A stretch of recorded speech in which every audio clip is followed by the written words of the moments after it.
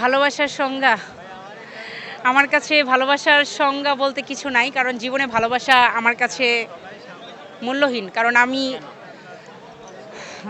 সেটা কি বলতে হবে, জীবনে অনেক ব্যথা পেয়েছি, সো ভালোবাসাটা এখন আর আমার কেন জানি ভালো লাগে না।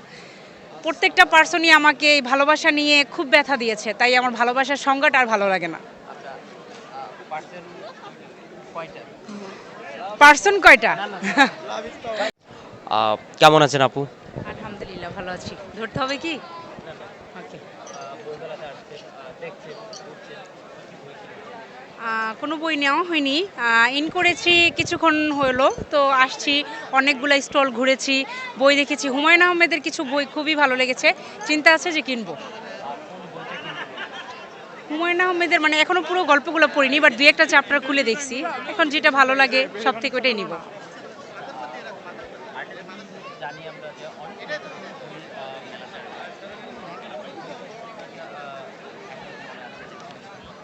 আমার শুধু হুমায়ূন আহমেদকেই ভালো লাগে। জাস্ট মানে ওনার কথাগুলো, ওনার ওই যে নুহাসপল্লিতে গিয়েছিলাম, ওনার যে কথাগুলা স্টেপ বাই স্টেপ এতটা সুন্দর, আমার কাছে কেন জানি মনটা কেড়ে নিছে। তাই ওনার বইটাই আমার কাছে খুব ভালো লাগে। অনেক।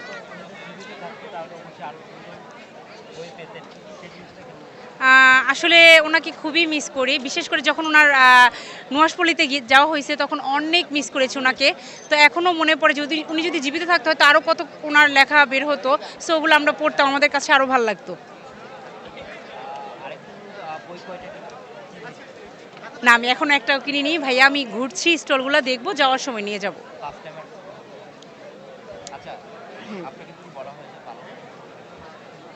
খুবই কষ্ট দিয়েছে, আমি ভালোবাসাটাকে মানে এটার কোনো ব্যাখ্যা নেই আমার কাছে, কারণ জীবনের প্রথম থেকে লাস্ট পর্যন্ত কষ্ট পেয়ে আসছি। সো আমার কাছে মনে হয় বাদবাকি জীবন আমার কষ্টই যাবে। সো এই জন্য এটা আমার কাছে কোনো সংজ্ঞা নেই।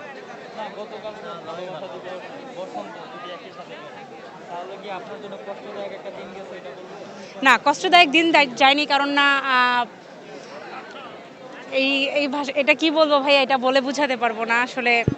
আমার কাছে এই ভালোবাসা কিছুই না। আমি কালকে জাস্ট এসেছি নিজেকে একটু প্রেজেন্ট করার জন্য, নিজে একটু আনন্দ উপভোগ করার জন্য, এটাই, এছাড়া আর কিছু না।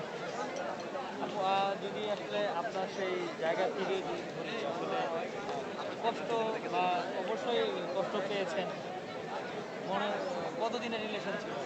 4 ইয়ার। কেন ছেড়ে চলে গেলেন? ভুলটা কোথায় ছিল বা কার ছিল? ভুলটা আমার ছিল না, ভুলটা তার ছিল। আহ, উনি হুট করেই বলেছে যে আমি এখন আর তোমাকে গ্রহণ করতে পারবো না, কেননা আমার ফ্যামিলি আমাকে অন্য জায়গায় বিয়ে ঠিক করে রাখছে, সো আমি পারবো না তোমার সাথে রিলেশনটা কন্টিনিউ করতে। এই 4 বছর পর এই হুট করে ছেড়ে দেওয়া 4 বছরের রিলেশন কষ্টের একটা জায়গা। কষ্টের একটা জায়গা বলতে আমি এটাই বুঝাবো, যখন আমাকে ছেড়ে চলে যাওয়া হয়েছে ওই টাইমটা আমার কেমন লেগেছে, আমি প্রায় 3-4 মাস পর্যন্ত একটা অ্যাডনর্মালের মতো ছিলাম। আমার কাছে না খাওয়া ভালো লাগছে, না ঘুম ভালো লাগছে, কোনো কিছু না। আমি একটা কথাই বলবো সবাইকে, যে কেউ যেন এরকম না করে, কারণ এই জায়গাটা আমার কাছে খুবই কষ্টদায়ক। ঠিক আছে, উনি আমাকে যখন ছেড়ে চলে গেছে আমার পৃথিবীটা এলোমেলো হয়ে গেছে, আমার পায়ের নিচে যে মাটি ছিল সেটা মনে হয়েছে যে এখনই সরে গেল, কারণ আমি তো তাকে পিওর লাভ করতাম, আমার ভিতরে তো কোনো প্যাচ ছিল না। সো আমি মনে করেছি যে আমি তার সাথে রিলেশন করেছি, তার সাথে কন্টিনিউ আমার বিয়েটা হবে, বা শেষ পর্যন্ত ওনার সাথে আমার একটা জায়গা আমি সেটেল হব, বাট সেটা আর হয়নি। সো ওই জায়গাটা আমার অনেক কষ্টের। আপনাদের রিলেশনটা আসলে কিভাবে হয়েছিল? রিলেশনটা হঠাৎ করে একটা বিয়ে বাড়িতে গিয়েছিলাম, কালো একটা শাড়ি পরে, সেখানে সবাই ইয়েলো কালার পরে যায়, বাট আমি একটু ডিফারেন্ট পরে গেছিলাম, সো আমার লুকটা তার লুকটা আমার দিকে ছিল। তো হঠাৎ করে এইভাবেই হঠাৎ উনি আমাকে একটা নাম্বার দেয়, নাম্বারটা আমি বালিশের নিচে রেখে দেই, প্রায় অনেক দিন চলে যায়, তারপর হঠাৎ করে আবার একদিন কীভাবে যেন স্কুল থেকে আসছি ওই সময় দেখা হলো। তো সে আবার সামনে এসে দাঁড়ালো, বলল যে আজকে ফোন দিতে হবে, যদি ফোন না দাও তাহলে কিন্তু আমি তোমাকে তোমার পিছ ছাড়বো না, এইভাবেই তোমার পিছে আমি লেগে থাকবো। তো আমি ওনাকে বলেছি ঠিক আছে আমি আজকে কল দিব। তো সেই থেকেই শুরু হয়ে গেছে যে তার সাথে আমার ভালোবাসাটা। আচ্ছা আপু, আমরা দেখি যে আসলে আগের যে মানে ভালোবাসার যে একটা বিষয় সেটা ছিল যে আসলে চিঠিপত্রের মাধ্যমে আদান প্রদান হতো, ভালোবাসাটা স্থায়িত্ব বাড়ত বা স্থায়ী হতো।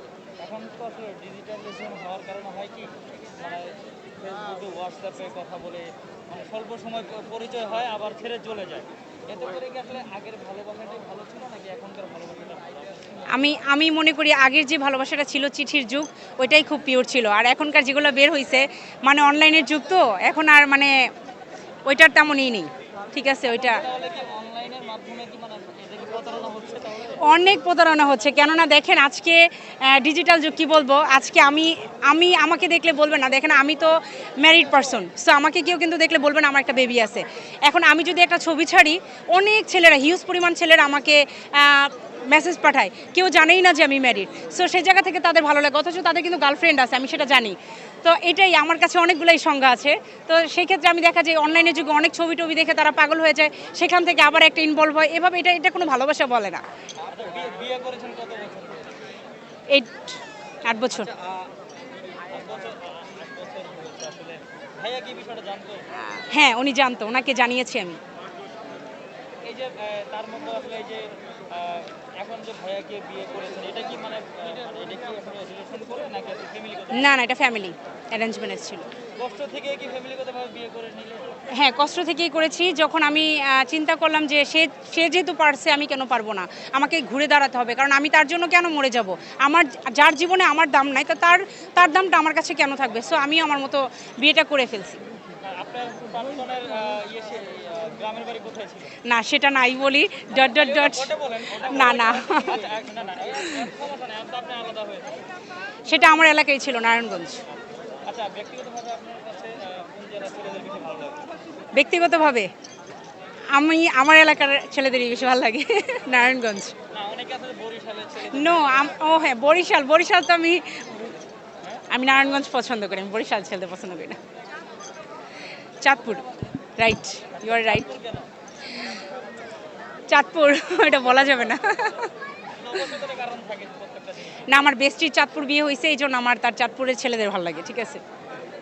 আচ্ছা, যারা এই যে যারা আসলে এই যে গতকাল যে ভালোবাসা দিবস বা বসন্ত যারা আসলে এরকম মানে প্রতারিত হচ্ছে, ছেড়ে চলে যায়, 8 বছরের দেখছি আমার প্রেম আছে বা 10 বছরের প্রেম ছেড়ে চলে যায়, তাদের উপরে কি বলবেন?